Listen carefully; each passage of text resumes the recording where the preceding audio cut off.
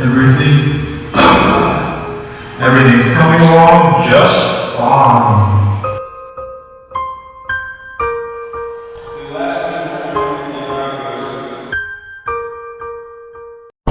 How's it going, everybody? Welcome back to my channel. Today's kind of weird because you're seeing like more of my body, which is only because I have a helmet on my head. But I know you guys are angry, so I apologize. And you know what? Now you're gonna pay, baby. It's been a long time since I've posted a video on YouTube, and that's no one else's fault except my own. And I take full responsibility. Under this helmet, there are tears right now. Oh yeah, but anyways, I made this Mandalorian helmet. I just wanted it to look as close as to the show as possible, which is where I went the most wrong. I mean, even this helmet isn't perfect. It all started with the very first helmet that I tried to make, and I still have nightmares to this day. As for the helmet, I actually found it on my mini factory by Rob Pauza, and it is, in my opinion, a really good replica of the actual helmet, and I definitely recommend it, and I will leave it in the description in case anyone wants to check it out. I started the helmet by 3D printing it.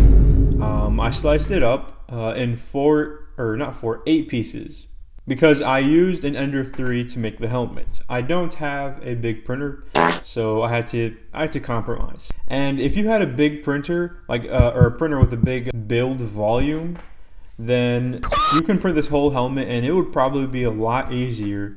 I definitely recommend doing that. I had to weld the pieces together, and it was 8 pieces, or I printed it in 6 pieces actually, because the 2 top pieces I put together, or I found someone who put the 2 pieces together, and I just printed those. It fit on my Ender 3, so I just thought, sure. Then I started working on it. On my first helmet, I welded it on the outside of the helmet, which maybe isn't wrong, but it could definitely be better. When I did that, I thought that I'd be able to just sand over it and it just become perfectly smooth. But it didn't really work out for me. And I should have done more research on how to sand it, but I didn't. Once I finished doing the whole welding thing, pieces, whatever you call it, I moved on to the primer/filler, which I wrongly believed would just make the helmet perfectly smooth as a baby spawn, but I was completely wrong. I tried to apply as much filler as I could to make it smooth, but I ended up just using an entire can. But I don't want to waste too much time on something that didn't even work and is currently shattered in a million pieces somewhere. So I'm just going to show you what it looks like now, what it looked like. But if you laugh, I'll know. This should be a try not to laugh challenge. But I will say, and mark my words, don't ever try and sand spray paint, especially if it's drying. But that brings me to this helmet, part 2, episode 2 if you will. Instead of welding the outside of the helmet, I just welded the inside, which only left a little groove where the pieces connected, but it's easier to just fill that with putty than to sand it. The first thing I did was cover the entire helmet with Bondo's glazing spot putty, which is the best thing I've ever seen. Most experts would just say to use it on big holes or dents, which is probably true, but oh well, it's too late now. I don't think it had too much of an effect on it, but I'm probably wrong. But this stuff sands so well and works way better than the body filler I tried using at first. I feel like my biggest, or many of my biggest mistakes was probably not sanding the primer/filler as much as I should have. After I applied the filler, I thought I had everything under control, but that was until the black gloss spray paint of 87.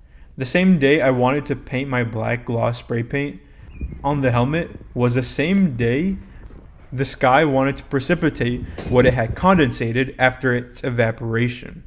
I don't know for sure, but I have a feeling that the weather could have affected my helmet. After I tried to spray paint it, little tiny bumps started showing up, so I don't know if it was just clumps of paint or if it was just finally going through puberty. Now, that was just the easy part. Next came the airbrush. All of the tutorials I had seen where the finish was a beautiful chrome color either used graphite or an airbrush. Now in the very beginning, I didn't know how to use an airbrush at all. I barely even knew what an airbrush was. And boy, do I wish I could go back in time right now. It's like all of the negative energy that everyone on TikTok didn't claim focused into this one little tube of metal. I might just be really bad at using them, which is probably the case, but it took me hours to even get the thing working. I bought a really cheap one from Amazon because I looked at the prices and there was no way. Okay, I'm gonna budget right now. But I feel like what I'm trying to say is that Alclad 2 Chrome is the most beautiful chrome color I've ever seen. All this hate that I have for airbrushes will not be directed towards this Alclad 2 Chrome paint, because quite frankly, it's carrying this entire helmet. So I definitely recommend using it if you're going to make a Mandalorian helmet or any kind of metal finish. Like, the only issue I had with the paint process is I didn't have enough. I actually ran out. But at this point, I just decided I've had enough and the helmet looked fine. Okay, it really wasn't. But at this point, I just had enough. This project took like weeks for me to do. I mean, it doesn't look bad. You can just tell that I didn't have enough paint. You can see where the black spots are. But everyone I know said it looked fine, so this is what we're sticking with. I do plan on making another helmet. Sorry, I don't even know why I said that. I don't even know why. What am I saying? I do plan on making another helmet, just because I'm not satisfied with this one.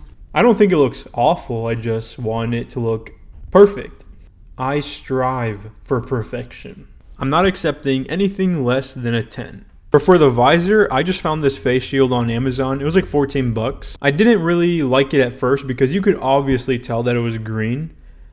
But now, I guess you can't. I think when you put it on the helmet, it looks kind of more black.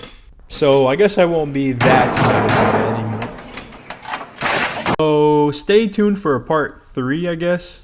The next one I make will look exactly like the one on the show. But I don't know. Let me know what you guys think about it. If you guys like it, I agree with you. If you don't like it, I also agree with you.